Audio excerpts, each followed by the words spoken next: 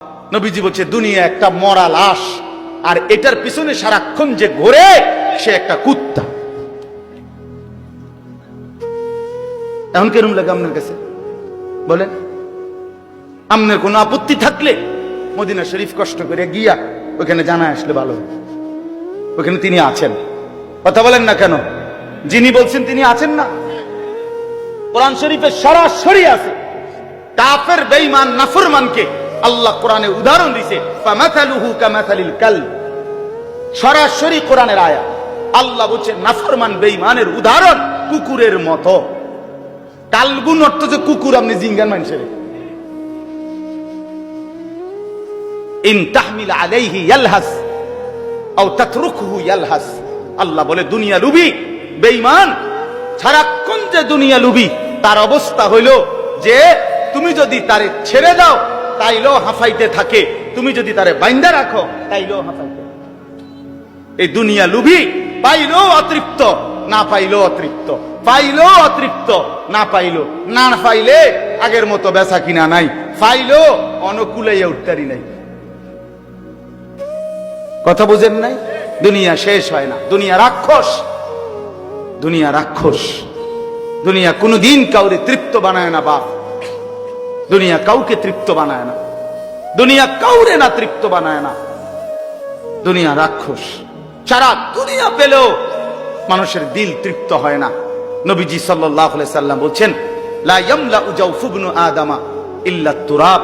কবরের মাটিতে ঢুকা পর্যন্ত বনি আদমের অন্তর তৃপ্ত হবে না।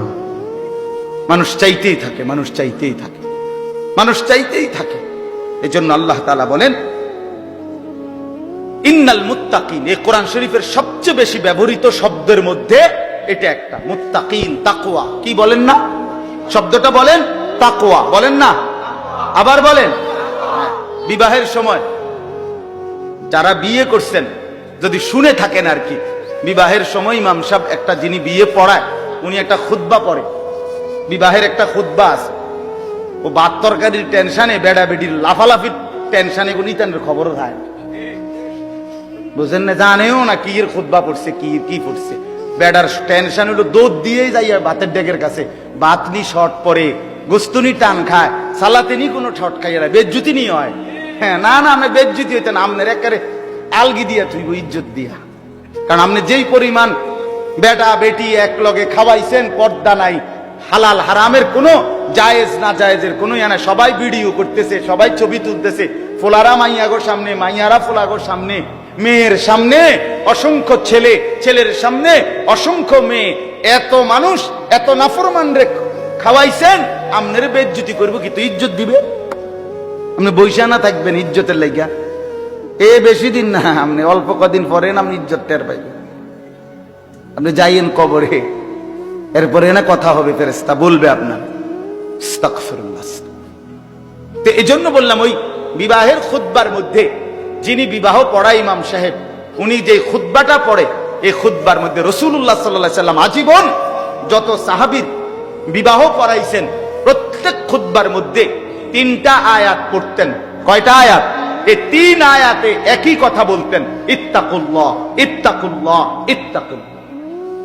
আল্লাহকে ভয় করো, আল্লাহকে ভয় করো, আল্লাহকে ভয় করো, গুনাহ ছেড়ে দাও, গুনাহ ছেড়ে দাও, গুনাহ ছেড়ে দাও, বন্দিগিতে লেগে যাও। এজন্য বাপ, এই তাকওয়া শব্দটা কোরআনের মনে রাখা চাই। আমাদের জীবনের এটাই কাজ।